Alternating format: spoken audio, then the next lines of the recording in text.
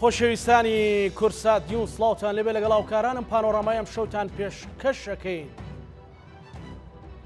ئەم شەو گفتوگۆ لەسەر بڕیارە تاکڕەوەکانی پارێزگاری کەرکووک و هەوڵە جۆر بە جۆرەکانی چەسانەوەی کورد ناوچە جێناکۆکەکانی دەرەوەی دارێرەمی کوردستان دەکەین وەڕای هەوڵە جۆر بە جۆرەکان بۆ ڕێگریکردن بەڵام هەرجارە و بە جۆرێک و بە بیانوێک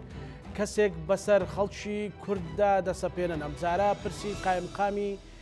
قەزای داقووقە کە یەکێتی نیگەران کردووە و پێی وایە کە ئەمە بڕیارێکی تاکڕەوانەیە. ئەمە جگەلەوەی کۆمەڵێک گرفتی تر لەو ناوچانەدا هەیە.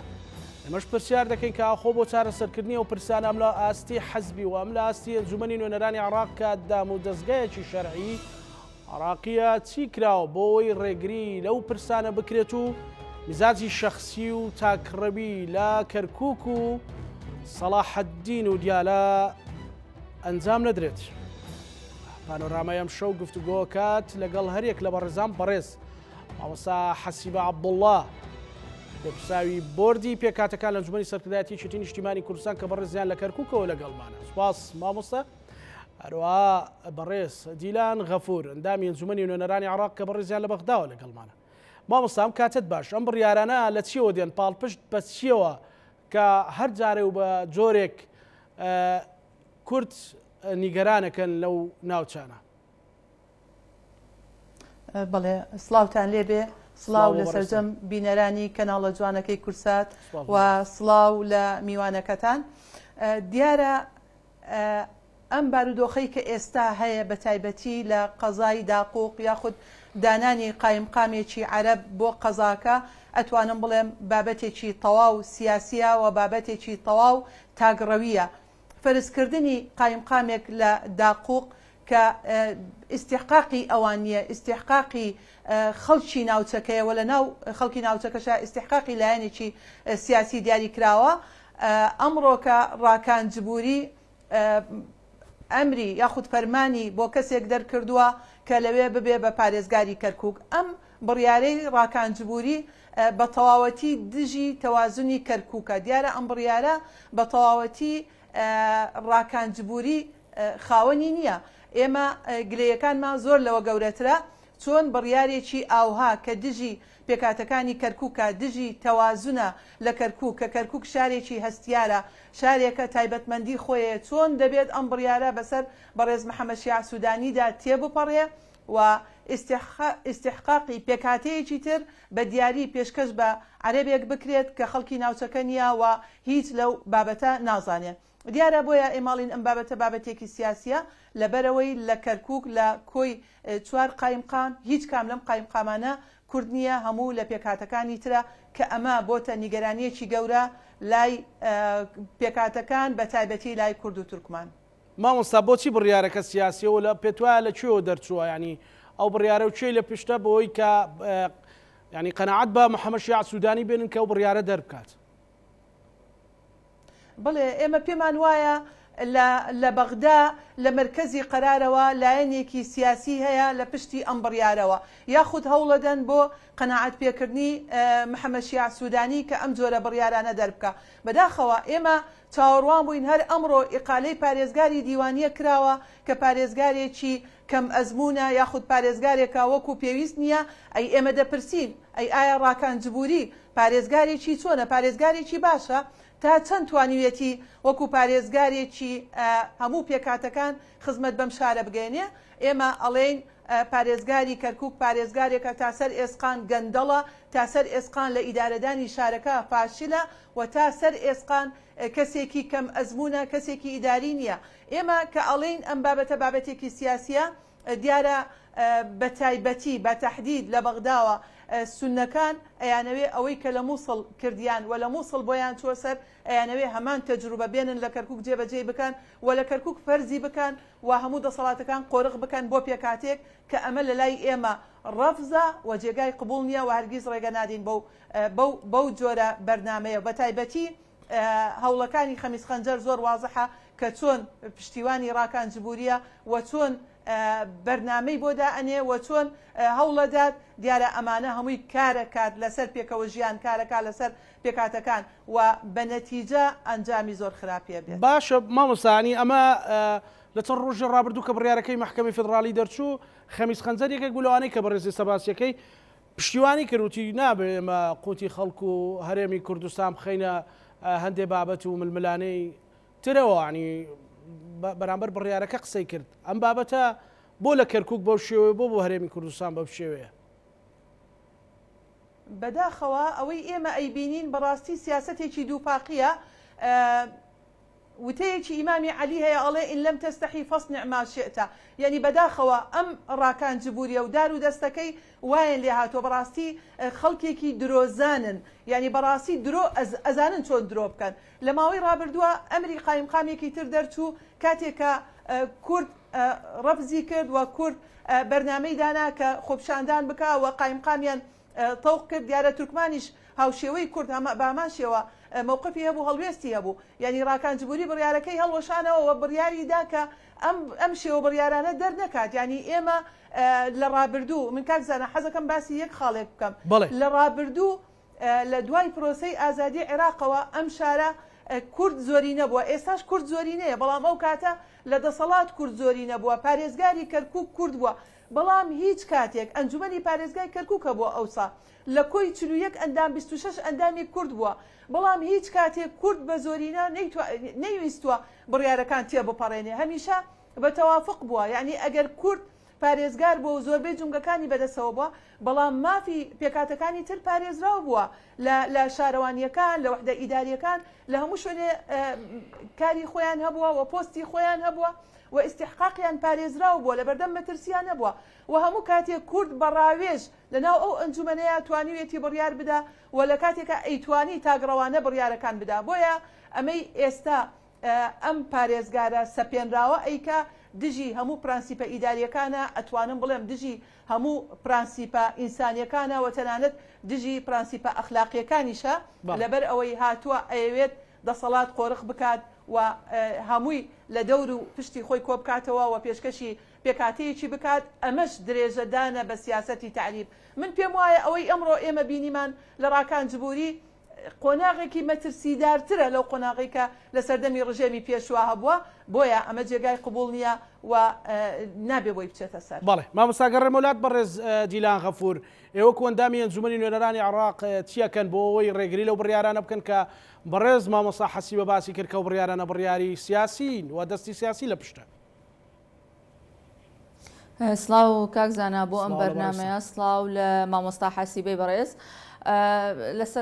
سەرەتا کاک زانە هەروەکو مامۆستا حەسیبە ئاماژەی پێکرد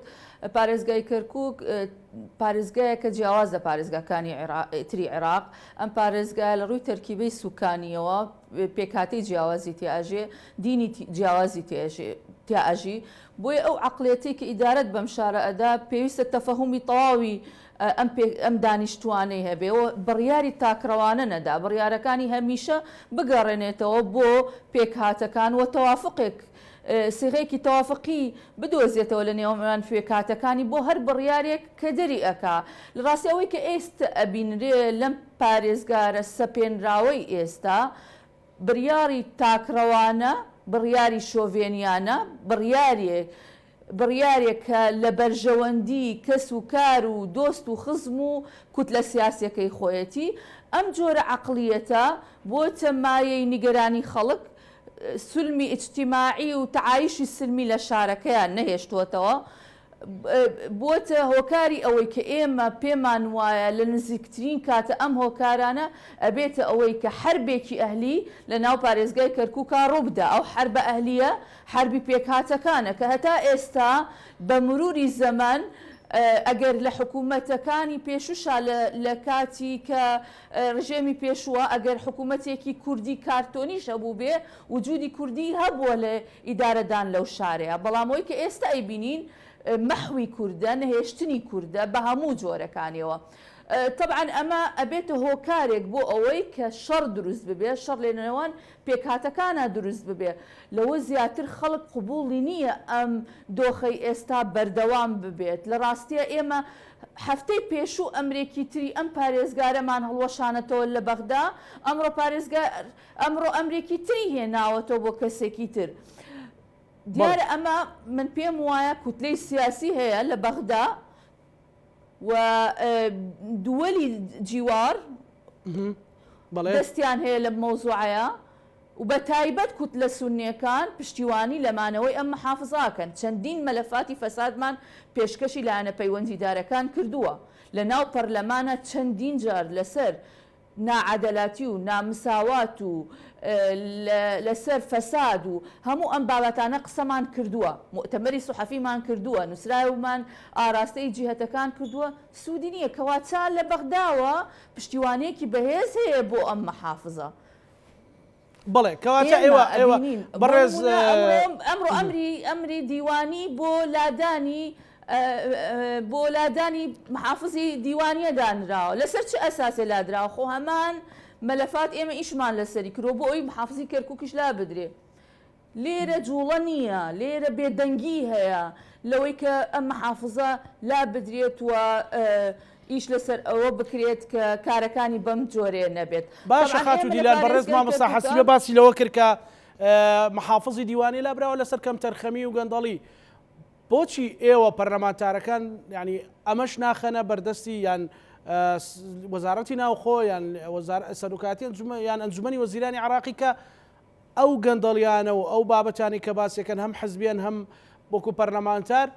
کە نوێنەری خەڵکن ینی ئەم بابەتە بجوڵێنن هەوڵتان نەداوە ئەنجومەنی وەزیران یان لایەنی پەیوەندیدار تێبگێنن لە بەرنامەی محەممەد شیاع سوودانیدا هەبوو کە هەر محافزێک کەم تەرخەم بێ مەلەفاتی فەسادی لەسەر هەبێ لیجنەیەک تەشکیل کراوە ئەو لیجنەیە دیوانی ڕقابەی مالی تەقاریری عدادەکا بۆ ڕئیسی وزەرا و نوابی محافزەواتە ئەندامانی پەرلەمانی هەمان محافزە ئیستیمارەیەکی تەقیمیان هەیە بۆ ئەو محافزە ئێمە هەموو ئەو پەرلەمانتارانی کەرکووک بە ئەمانەتەوە ئەو دۆخەی ئێستای کەرکووک واقعی ئەو محافزە ئەو فەسادەی کە هەیە هەمووی لە ئیستیمارەکانمانە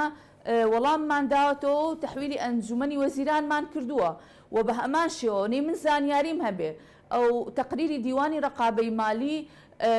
دەرەجە و نمرەی محافزی کەرکووک یەکێکە لە خراپترین محافزەکانی عێراق بەڵام پرسیارەکە ئەوەیە بۆ لە کەرکووکە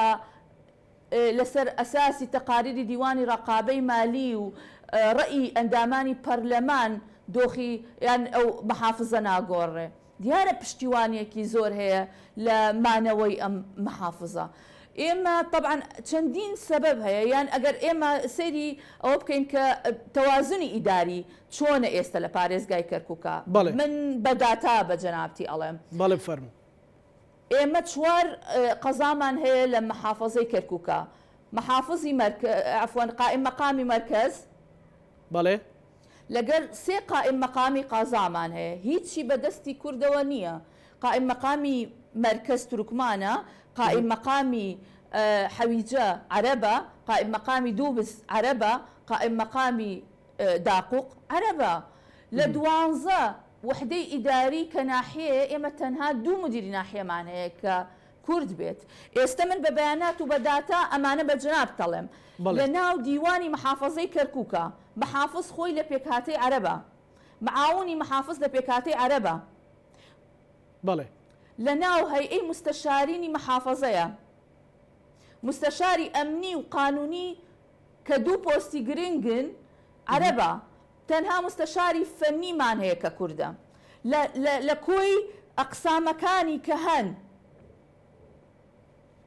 قسمی تەخطیط قسمی عقود قسمی مەکتەبی محافظ قسمی حسابات قسمی مواردی بەشەری قسمی ئیراداتی محلی قسمی جەودەی محلی قسمی ئیعلام و ئیتیصالات هەمووی عەرەبە یعنی تورکمان و پێکهاتەکانی تریشیتیانە 2 پۆست هەیە بەڵێ عفوان قسمی ئەملاک تورکمانە قسمی تەدقیق کوردە وقسمي خدمات إداري تركمانة قسمي مواطنين كردة ولقى قسمي قانونية يعني براستي ئەمە نەک پێشێلکاریە، ئەمە هەر ئەسڵەن ئەڵێت تۆ وجودت نییە لە مەحافەزەکەیە، بێدەنگێکی زۆر هەیە لە ئاستی ئەم گۆڕانکاریانەی کە ئەکرێ لە محافەزەی کەرکووکە، ئەم بێدەنگیە ئەبێتە هۆی و نەتائیجی زۆر زۆر خراپی ئەبێ. بۆیە ئێمە بەڕاستی لە دوای ئەو ناڕازیانەی کە پێمانگەیشت لەلایەن هاوڵاتیانی شاری کەرکووک بە تایبەت قەزای داقوق، ئێمە ماوەی هەفتەیەکە ئەعلانی ئەوەمان کرد کە خۆپیشاندان ئەنجام بدرێت، دەست بکرێ بە خەباتی مەدەنی لەو شارەیە. دیارە ئەمری پێشومان پێ هەڵوەشانەوە، بۆ ئەم ئەمرش بە هەمان شێوە ئێمە داوامان لە دانیشتوانی قەزای داقوق کردووە کە خەباتی مەدەنی بکەن کە بێنە بەردەمی قایم قامێت و نەیڵێن ئەو قایم قامەیەی کە ئێستا ئەمری بۆ دەرچووە دەست بەکار ببێ. ئێمەش لە بەیانی وەکو فراکسیۆنێکی نیشتیمانی کوردستان موعدمان هەیە لەگەڵ سەرۆک ڕئیسی مەجلیسی وزەرا بەڕێز محەممەد شیاع سوودانی، لەگەڵ هەیئە العولیا للتەنسیق بین المحافظات کۆنتاکتمان هەیە، لە ڕێگەی کوتلە سیاسیەکانەوە فشاری زۆرەکەین بۆ ئەوی ئەو ئەمرەی کە ئەو قایمقامە دیلان خان ئەبوو لە کورد وایە و لە کورد لە سێ هێزێکی سیاسی بوو بەڕاستی بەر چ هێزێکەکە و بەبێ و تەقسیماتێک هەیە. دیارە یعنی ئەگەر وەکو سەیری بەیانات بکەی و سەیری هەڵبژاردنەکان بکەی ئەبینی مەقاعد و دەنگدەری یەکێتی نیشتیمانی کوردستان لە قەزای داقوق زۆرە و لە چاو ئەحزابەکانی تر لە چاو پێکهاتەکانی تر زۆرینەیە، دەنگی یەکەمە لەو قەزایە. بۆیە مەفروزە قەزای داقوق وەکو ئەو ینی ڕەچاوی ئەو دەنگانە بکرێکە لەوێ هەیە بۆی لە ئەستحقاقی یەکێتی نیشتیمانی کوردستانە و بۆ ئەم پۆستەش خەڵکی شیاو، خەڵکی بەتوانە، خەڵکی کەفوئمان هەیە و ئەتوانرێ ئەو مهامەی پێڕاستپێرێ. باش ئەگەر ڕێمەولات خات و دیلان مامۆستا حەسیبە، دیلان خان ڕیزێک پۆستی ژمارد لە قایم قامەکە لە جێگری پارێزگار لە مدیرناحەکان و لە تەنانە لە سەرۆکۆبەکە و بەشەکانیش مەسەلەن کوردی زۆر زۆر کەمتیایە. من دەست بۆ برینێکە بەمەوە پەیوەندی بەوە نییە کە ئێوە و کوێچێتی و لەگەڵ پارتی نەگەیشتنە تەوافقێک ڕێکەوتنێک یارمەتیەکترتان نەدا لەوەی کە ئەمڕۆ ئەم دۆخە بەسەر کەرکووکا بێ و محافظێکی سەپێنراو کە ئەمە بۆ جاری دووەمە دەرەچێ و ناڕوە.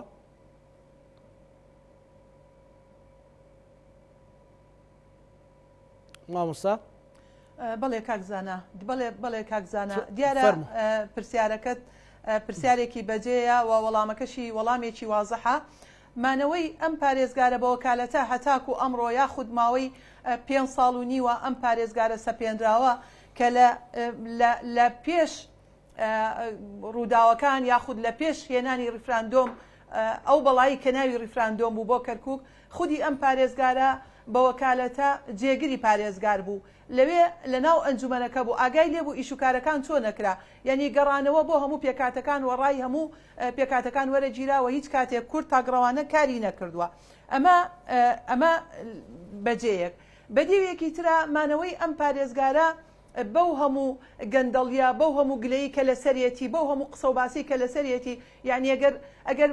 تۆزێ دقیق بی لەگەڵما تەنها کورد نییە دژی ڕاکانجبوری قساکە یاخود ناڕازیە، ئەوەتانێ تورکمانەکانش بە هەماشەوە لە ڕاکان ڕازینین. تەنانەت دوێنێ خاتوونێک بە ناوی ساهیرا کە ئەندام پەرلەمانە و عەرەبە لە پێکاتەکەی خۆیەتی بە گەندەڵ و دیکتاتۆر وەسفیەکە. یعنی من نازانم ئەم حکومەتە یەک لە دوایەکانەی عێراق بە تایبەتی حکومەتی ئێستا بەڕێز محەممەد شیاع سوودانی کە ئێمە ئومێدمان لەسەر هەڵچنیوە جیاواز بێ لە حکومەتەکانی تر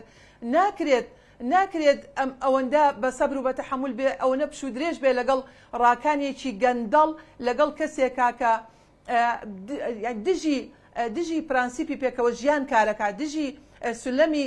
ئیجتیماعی لەم شارە کارەکە و هەموو خێر و بێری ئەم شارەی خستۆتە بەردەستی تاقم و دەستەیەک و هەموو پێکاتەکانی تری پەراوێز خستووە. دیارە بەدڵنیایەوە ئەمە ئەتوانم بڵێم هۆکاری سەرەکی مانەوەی ڕاکانجبوری خودی کووردە، یعنی بەداخەوە ئەم قسەیە حەقیقەتێکە بەڵام حەقیقەتێکی زۆر تاڵە کە باسیەکەین بۆ خۆمان وەکو کورد هەستەکەین کورد مقەسر بووە، کورد دەستی هەبووە لە لەمانەوەی ئەم پارێزگارە. یعنی ئەگە سیر بکەیت لەوەتەی ڕاکانجبوری پارێزگاری بە وەکالەتە ئێمە 3 سەرە کۆمارمان گۆڕاوە. یعنی بەتەنها ئەو لە زەمەنی 3 سەرە کۆمارە پارێزگار بووە، لە کاتێکدا هیچ بنەمایەکی پارێزگاری تیان نیە، هیچ مەرجێکی تیان نیە. ئەتوانم بڵێم ئەمەیکە زۆر دوورە لە کەسایەتیەکی ئیداریەوە، زۆر دوورە لە کەسایەتیەک کە بتوانێت خۆی بە خاوەنی هەموو پێکاتەکان بزانێەوە کەسێکی نەزیر بێ و خێر و بێری ئەم شارە بۆ خۆشگوزەرانی خەڵکەکەی بخاتە خزمەت خەڵکەکەیەوە. و ئەمەی کە ئەمڕۆکە ڕاکان ئەیکە نەک هەر ئێمە لێی ناڕازین، دیارە ئەوە هەنگاوێکی زۆر وازەحە، بەڵام ئێمە گلەیەکەمان لێرەیە. یعنی ناکرێت ئەم هەنگاوەی کە ڕاکان ناوێتی هەنگاوێکی زۆر ترسناکە و بە دووری مەزانە حربی قەومی لێ بکەوێتەوە، شەڕی نەتەوەکانی لێ بکەوێتەوە، پێکاتەکان بدات بەیەکە. ئەمە نەتیجەکەی زۆر خراپە بێ و نەتیجەکەی خودی ڕاکانجبوری و بەڕێز محەممەد شیع سوودانی تەحملی ئەکەن ئەگەر بێت و زوو پریانەکەون و چارەسەری نەکەن. من ئەمەوێت لێرە یەک تەوزیحێک بدەم لەسەر ئەم بارودۆخە. یعنی ئەوەی کە بووە و ڕۆیوە مانایەوە نییە تەواو ئیتر ڕاکانجبوری پارێزگارە و بێمنەتە و منەتی بە کەس نییە. ڕاستە ئێستا ئەیبینین ئیشکردنی ڕاکانجبوری بە شێوازێکەوە ئەوەی کە منەتی بە کەس نەبێ، بەڵام ئێمە وەکو کورد وەکو نەتەوەی یەکەم لەم شارە ئەوەندە دەسوپێسپی نین، ئەوەندە بێهەڵوێست نین، ئەوەندە ئێمە حەزەکەم ڕاکان و دار و دەستەکەی باش بزانن، ڕاکان و ئەو کەسانی کە دەست لە پشتیەدەن و دەستخۆشی لێ ئەەکەن بۆ جایەتیکردنی کورد لەم شارە باش بزانن. کورد لەم شارە هیچ کاتێک ملی بۆ حزبی بەعز نەدا، هیچ کاتێک سەری بۆ حزبی بەعز دانەنەوان. ئایا ڕاکان بەقەدەر حزبی بەعز بە قووەتە و بەهێزە؟ بە دڵنیاییەوە نەخێر. ڕاکان کەسێکی گەندەڵە، کەسێکی فاشیلە، نەیتوانی و ئیدارەدانێکی جوان بدە. بەڵام ئێمە هەموو ئەمانە تەحملمان کردووە، دانمان بە خۆمان ناگرتووە لەبەر خاتر بەرژەوەندی میلەتەکەمان، لەبەر بەرژەوەندی شارەکە لە ڕابردووش نەمانویستووە کەرکووک باجی گەورەتر بدا، نەمانویستووە کەرکووک وەکو شارەکانی تری لێبێ و خەڵکەکەی ئاوارە بێت و خەڵکەکەی ژیانێکی پڕمەترسی هەڵبژێرێ، بۆیە تەحملمان کردووە. بەڵام ئەو سەبر تەحملە سنووری هەیە، حدودی هەیە، ناکرێت تا سەر. ئەگەر ئێمە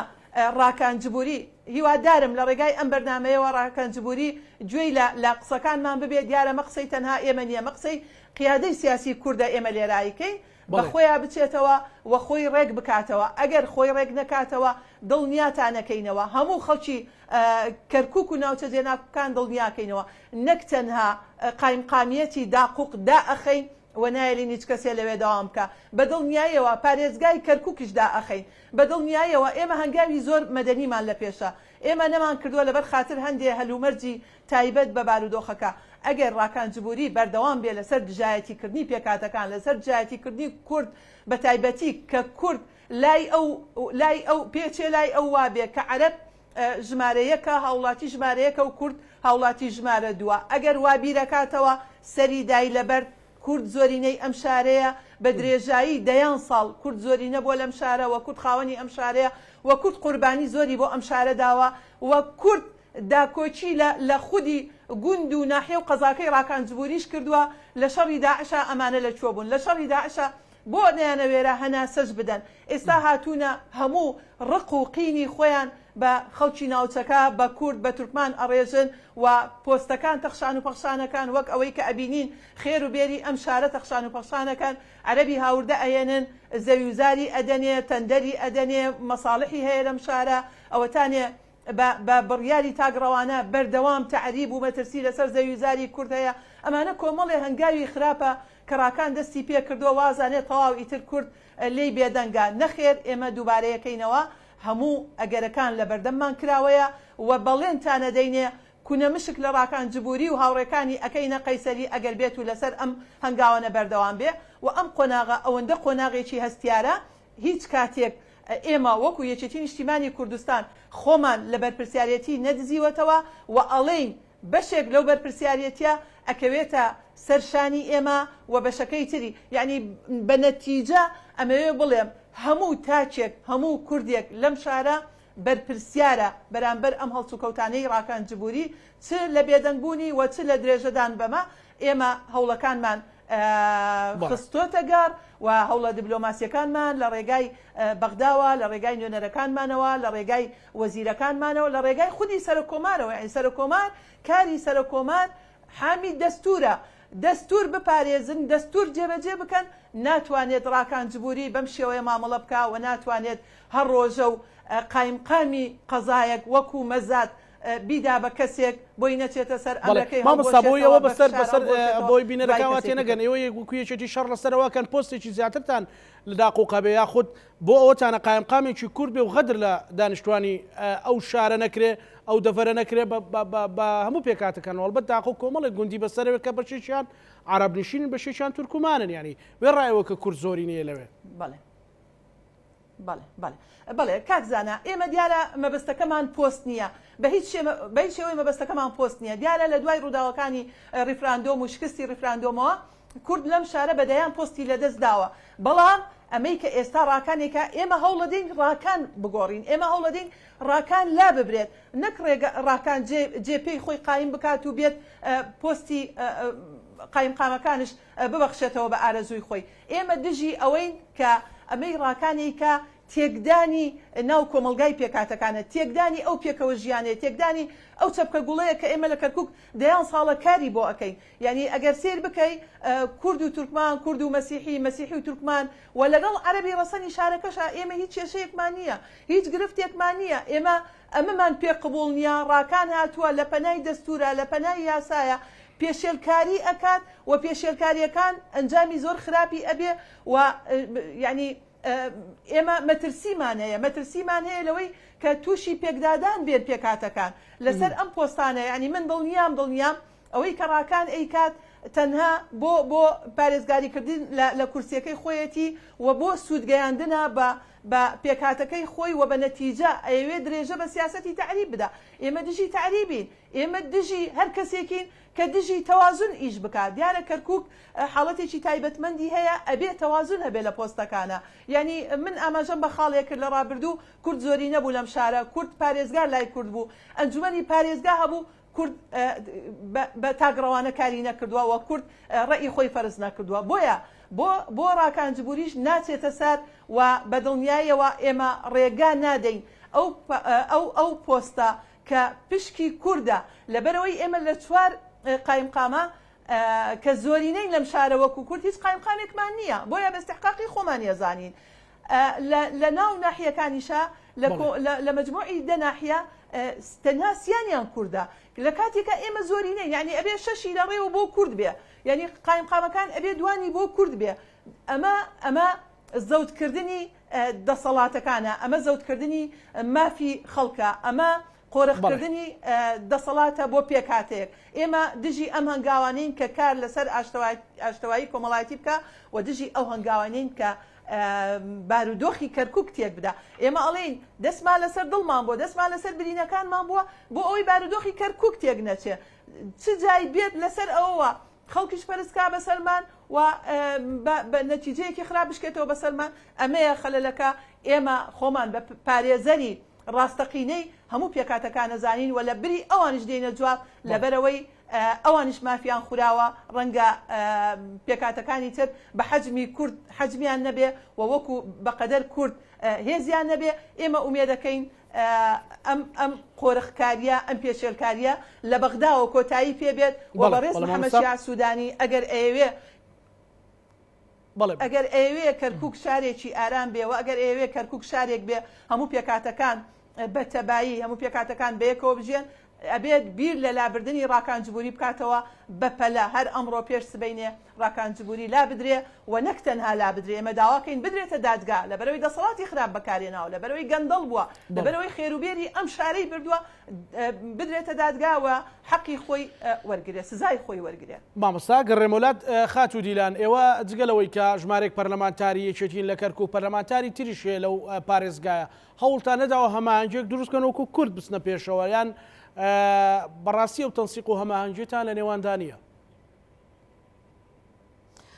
دیارە دۆخی کەرکووک جیاوازە لەگەڵ دۆخی پارێزگاکانی تر ململانی سیاسی بە بەردەوام تێدایە و ئەم ململانیە سیاسیە ڕنگدانەوەی هەبووە لەسەر نوێنەرایەتیکردنیش، واتە ئەو نوێنەرانەیش کە هەن لە ناو پەرلەمانە بە هەمان شێوە نەوعەن ململانێکی سیاسی پێوە دیارە نوێنەرانی شارەکە. بەڵام لە مەوزوعی محافزی کەرکووکە لە ڕاستیە نوێنەری تورکمان لێ ناڕازیە و بە هەمان شێوە دانیشتوانی قەزا ئەوانی لە پێکاتی تورکمانن ئێستا مزاهراتیان دەست پێ کردەوە، خەباتی مەدەنیان دەست پێ کردەوە ئەوانیش و بە هەمان شێوە لە پێکهاتی عەرەب ئەندامی پەرلەمانیان هەیە کە لەگەڵ ڕاوبۆچوونەکانی ڕاکان نییە کە دژایەتێکی زۆرێکە وەسفێکە بە دیکتاتۆر بە فاسید بەوەی کە قەرارەکانی تاکڕەوانەیە و ئەمە ئاراستەی مەجلیسی ویزەراش کراوە و ئێمە شۆک و کورد لەمەیەک دەنگین لە پەرلەمانی عێراقا. دیارە ئێمە 6 نوێنەری کوردمانەیە لەسەر پرسی لادانی پارێزگاری کەرکووک سەرجەمان کۆکین لەسەر ئەوەی لا ببرێ و بگۆڕێ بە یەکێکی تر. بۆیە هەندێک ئارایی جیاوازەیە، بەڵام بەگشتی ئەتوانین بڵێن نوێنەرانی پارێزگای کەرکووک ناڕازین لە ئەدای محافزی کەرکووک و متفقن لەسەر ئەوەی کە ئەم محافزە بگۆڕێ و سەرجەمیشمان لەسەر ناعادەلەتی و فەساد و ئەو بابەتانە دەنگمان گەیاندووە، دەنگی خەڵک و مواتنمان گەیاندووەتە ڕئیسی مەجلیسی ویزارا لەسەر ئەم بابەتە. لە ڕاستیە بابەتێکی تر ڕوون بکەمەوە، لە ڕاستیە ئەمێ بابەتێکی تر ڕوون بکەمەوە. چی ئەم قۆناغە طبعاً ئەم مەرحەلەی ئێستا کە کەرکووک پێی تێئەپەڕێ مەرحەلێکی زۆر هەستیارە کە تەمسیلی حەقیقی پێکهاتەکان لە ئیدارەدانی شارەکەیان نییە کە ئەمە نەک ناڕەزایی و ئینەما حاڵەتێکی نەفسی نامستەقر استقرارێتی لە زهنی خەڵکا دروست کردووە.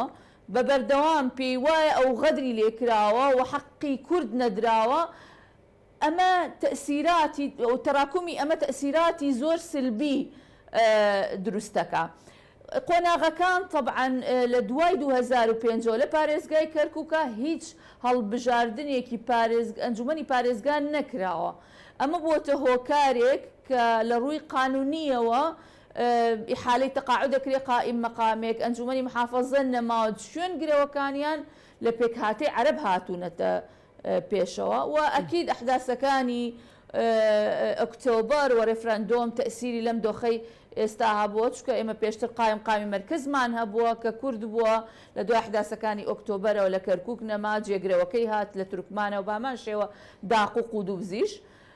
بۆیە یعنی قۆناغەکان ئێمە تەنها چارەسەرمان ئەوەیە کە هەڵبژاردننی پارێزگا بکرێ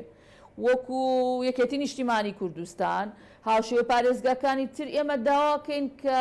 انتخاباتی مەجالیسی محافەزات لە کەرکووک ئەنجام بدرێت، چکە ئەمە بە چارەسەرێک دانین بۆ ئەم کێشەیە کە هەیە. بەڵێ خات و دیلان باسی انتخاباتت کرد، پەیوەند بە انتخاباتەوە هاوڕێکی پەرلەمانتارت لە فراکسیۆنی پارتی ئەڵێ یەکێتی لە انتخاباتت ترسێ ناوێ هیچ انتخاباتێک بکرێت چ لە هەرێمی کوردستان بێت چ ئەوەی تر بێ. وەڵامی تۆ بۆ بەڕێزە. ئێمە وەکو یەکێتی نیشتیمانی کوردستان لەگەڵ دەستا و دەستکردنی دەسەڵاتین لەگەڵ ئەوەین کە پرۆسەی دیموکراسی هەبێت و ئەمەش تەنها بە هەڵبژاردن ئەبێت پرۆسە دیموکراسیەکە بەردەوامی ئەبێت. لە هیچ لە هەڵبژاردننی ئەنجومەنی پارێزگای کەرکووک ناترسین. بە پێچەوانەوە ئێمە لە دەنگدەری خۆمان لە مەقعدەکانی خۆمان زۆر دڵنیاین و دڵنیاین دۆخەکە باشتر ئەبێت لەمەی کە ئێستا هەیە. پێت وایە یەکێتی لە هەرێمی کوردستانیش لە هەڵبژاردن بترسێت بەڕێز دیلان غەفور؟ یەکێتی نیشتیمانی کوردستان هەروەکو باسم کرد ئێمە لەگەڵ دەستا و دەستکردنی دەسەڵاتین. ئێمە حیزبێکین بنەماکەمان لەسەر ئەساسی دیموکراتی داناوە و قەناعەتمان بە دیموکراسی هەیە، بۆیە بە هیچ جۆرێک لە پرۆسی هەڵبژاردن ناترسین و ئێمە لە ڕابردووە نمونەیەک هەبووە کە لە هەڵبژاردنەکانە مەقاعدمان کەمیشی کردووە لە پەرلەمانی کوردستانە، بەڵام لە پرۆسەکە نەترساوین و هاتوونێتە پێشەوە و هەڵبژاردنیش ئەنجام دراوە و و بە نەتائیجەکانیشی رازی بووینە بۆ هیچ کات ئێمە لە هەڵبژاردن ترسمان نییە و قەنەعەتمان بە جمهوری خۆمان بە دەنگدەری خۆمان بە لایەنگیری خۆمان هەیە. باشە کەواتە چه هەوڵێکە وێڕای ئەوە بۆی هەڵبژاردننی ئەنجومەنی پارێزگاکان یان ئەمە هەموار بکرێتەوە یاسایەوە بتواندرێت هەڵبژاردن بکرێت بۆی خەڵک نوێنە ڕاستەقینی خۆی دیاری بکات. طبعا لە بەرنامەی کاری محەممەد شیاع سوودانیدا هاتووە کە لە ماوەی ساڵێکە ئەنجومەنی پارێزگاکان هەڵبژێرێنەوە دیارە ئەمە بۆشاییەکی دەستوریە بە پێی دەستور پێویستە ئەنجومەنی پارێزگا هەبێ و ئەنجومەنە مەهامی ڕقابەیە لەسەر حکوومەت بۆیە بۆشاییەک هەیە ئێستا مەحافزەکان کاری زۆر سربەخۆ و بێچاودێری و بێڕقابەیی و بڕیاری تاکڕەوانە ئەدەن ئەمە دیارە بۆتە مای ناڕەزایی نەکرد لە کەرکووک و ئینەما لە پارێزگاکانی تری عێراقیش ئێمە لەگەڵ ئەوەین کە هەڵبژاردن بکرێ و چاوەڕوانین پرۆژە یاساکە بێتە پەرلەمانی عێراق بۆ ئەوەی دەنگی لەسەر بدرێ و بڕیارە ئەم لە مانگی دەی ئەم ساڵە ئەو هەڵبژاردنە ئەنجام بدرێت دیارە ئەمە ئەبێ لە ڕووی مالیەوە لە قانونی موازنە جێ بکرێتەوە ئەکید ئەو فقرەیە کاری جدی لەسەر کراوە بۆ ئەوەی تەزمین بکرێت لە موازنەیە بۆی هەڵبژاردننی ئەنجومەنی پارێزگاکان بکرێت ئێمە وەکو یەکێتی نیشتیمانی کوردستان ڕەئیمان وایە کە ئەو لە کەرکووکی هاوشێوەی پارێزگاکانی تری عێراق ئەو پرۆسە دیموکراسی ئەنجام بدرێت. جگەلەوە هەوڵی ترەدەن لە سبەینەوە بۆ ئەوەی کە بتوانن ڕێگری لە دانانی و قایم قامەش بکرێت. ئێمە لە ئەمڕۆ کارمان لەسەر ئەو بابەتە کردووە پەیوەندی تەلیفۆنیمان لەگەڵ ڕئیس الهەیە العولیا للتەنسیق بین المحافظات دیارە لە ماوەی دوو ڕۆژی ڕابردووە جەنابیان لە سەفەر بوون و ئەمەش یەکێکە لەو هۆکارانەی کە توانراوە ئەو بڕیاری مەجلیسی ویزێرات تێپەڕێنرێ ئەگینا جەنابیان ئاگاداری دۆخی کەرکووکن و لەگەڵ ئەوە نین کە ئەم دۆخە بەم شێوە بمێنێتەوە یا رئيس الهيئة العليا للتنسيق بين المحافظات أو بەڕێزە خۆی ئەندامی لجنەی تەوازونە لە پارێزگای کەرکووک لە کاتێکا کە ئەو مۆجود نەبووە و سەفەری هەبووە ئەم بڕیارە دەرچووە کارمان کردو کە ئەو بڕیارە هەڵبوەشێتەوە و موعیدمان لەگەڵ جەنابی سەرۆکوەزیرانە هەیە بۆ ئەوەی بە وردی و بەیانات ئەو داتا و ئامارانەی پیشان بدەین کە لە پارێزگای کەرکووک چی ئەگوزارێ تەوازنی ئیداری چۆنە و با جەنابی حکم بدات ئەو کاتە حکومی ئەوە بدات کە فعلا ئێمە داواکاریەکانمان ڕەوایە یان نا ئێمە داوای مافی زیاتر لە ئیستیحقاقی خۆمان ناکەین تەنها بە پێی مەقعدەکانی خۆمان وەکو کورد مافی خۆمانمانەوێ ئێمە لەگەڵ پێشێرکردنی مافی هیچ پێک هاتە و نەتەوەیەک نین بەعکسەوە ئێمە کار لەسەر ئەواکەین کە تەوازن هەبێ لە پارێزگاکەیە دیارە ئەمە جەنابتان ئەزان مام جەلال یەکەم کەس بووە کە کاری لەسەر مەلەفی تەوازن کردو لە پارێزگای کەرکووکە و ئێمە هە لەسەر خەباتەکەی ئەو بەردەوامە بین و داوای ئەو هاوسەنگیە ئەەکەین لە ئیدارەدان لە پارێزگای کەرکووکە چونکە پێمان وایە ڕنگدانەوەیەکی ئیجابی ئەبێ لەسەر واقعی شارەکە خەڵک زیاتر هەست بە ئیتمیئنانیەتەکە خەڵک زیاتر ئیستیقرارە بێ و بەو دۆخەی ئێستاوە ناژێ هەموو ڕۆژێ قەلیق بێ لەسەر ئەوەی کێ بەیانی حکمێکەوە ئەمە مافی ئەوە و مافی خوراوە و مافی ئەوە و مافی لێ زەوت کراوە بەڕاستی یعنی ئێمە لەگەڵ ئەوەی پێکاتەکانی تش ماف و استحقاقی خۆیان وەرگرن ئێمە لە مافی خۆمان زیاترمان ناوێت تەنها استحقاقی خۆمان وەکو مەقاعدی انتخابی وەکو عدەدی خۆمان کە لەو پارێزگایە تەمسیلمانێ ئەمانەوێ لە ئیدارەدانیشە ڕنگدانەوێ و بێ و وجودمان هەبێ. زۆر باشە خاتودیلە نەگەڕم وڵات مامۆستا حەسیبە خاتودیلان باسی انتخاباتی کردوە هاوپەیوەند بەو بابەتەوە پەرلەمانتارێکی پارتی دموکراتی کوردستان باز لەوەکە کە ئەلبەت لەسەر راستی عێراق باز لەوەکە کە یەکێتی لە هەرێمی کوردستان انتخابات بکرێت لەبەرەوەی لە هەڵبژاردن ترسێ بەڕێزت ئەمە بە هەلی دەزانم بەو پرسیارە لەبەر ڕێزت بکەم کە ئێوە بەڕاستی ئەرقەلەن لە بەردەم هەڵبژاردنی هەرێمی کوردستان وەکو سەرکردایەتێک بەدەر لەو بابەتێک کە گفتوگۆمان لەسەری هەیە. بەڵێ کاک زانا پرسیارەکەت لە جێی خۆیەتی بە دڵنیاییەوە ئێمە وەک یەکێتی نیشتیمانی کوردستان لە هەموو حزب و لایەنێکی سیاسی زیاتر لەگەڵ هەڵبژاردنین و پێمان وایە تەنها هەڵبژاردن چارەسەرەوە هەڵبژاردن ئەتوانێت تەقیمێکی واقعی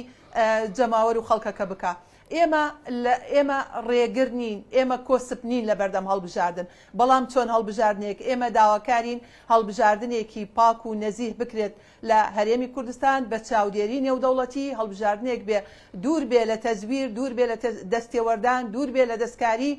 دەنگی ڕاستەقینەی خەڵک. ئەمە مەطلبی ئێمەیە. ئێمە لەگەڵ هەموارکردنەوەی یاسای هەڵبژاردنین کە ئەو یاسایەکی کۆنا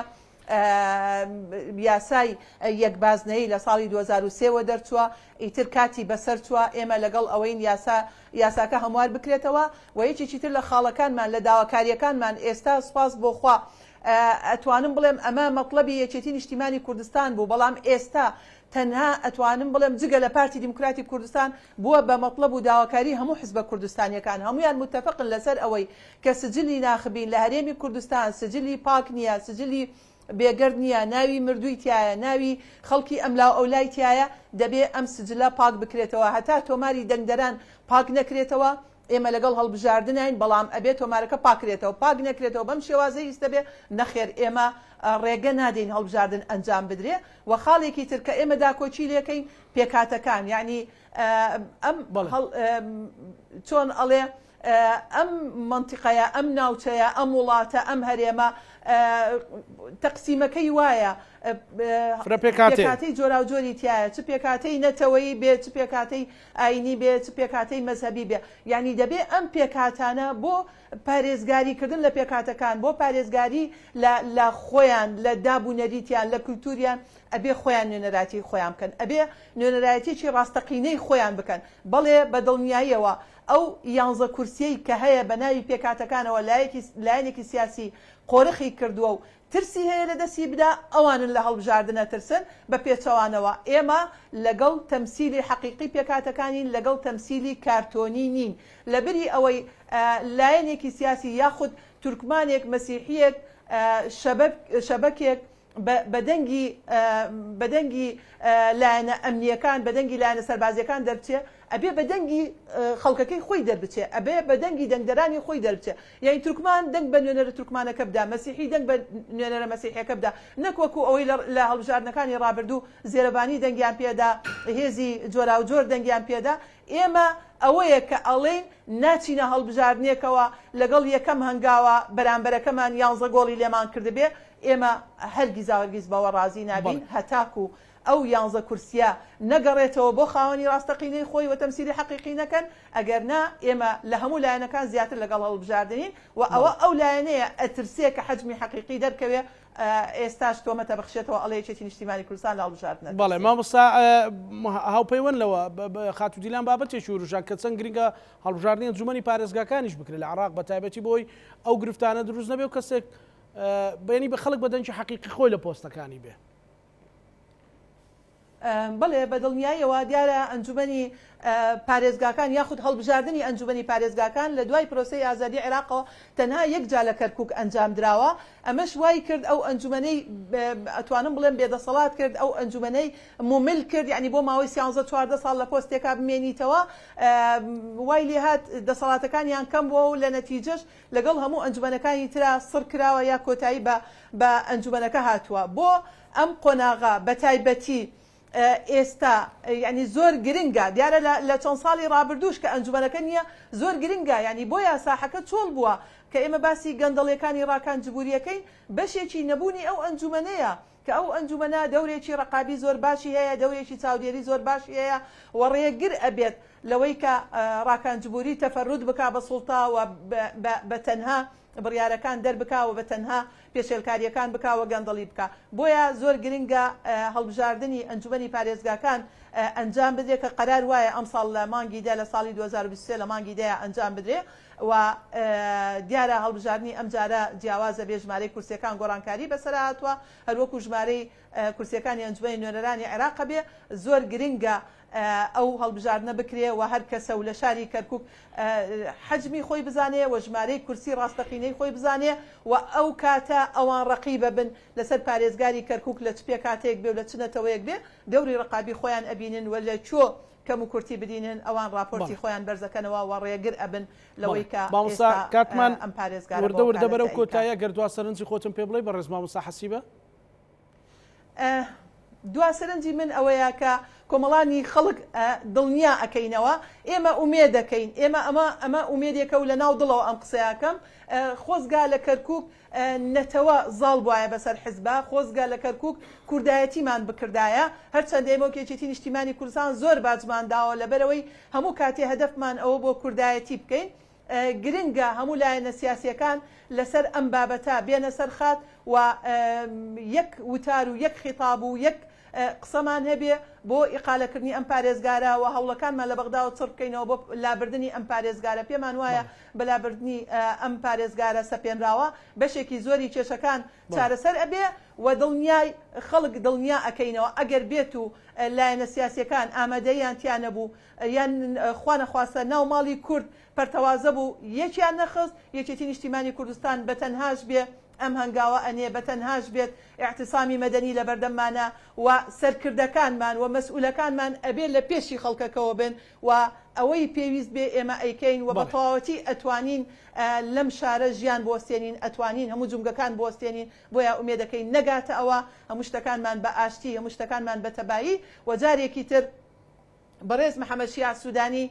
یعنی کاتی ئەوە هاتۆ ئێمە لەسەر ئەم هەڵانەی کە بەسەریا تێ ئەپەڕێ داوای ڕوونکردنەوە بدەین ئایا ئەم هەڵانە هەڵەی عەفەویە و بەسەریانە تێ ئەپەڕێ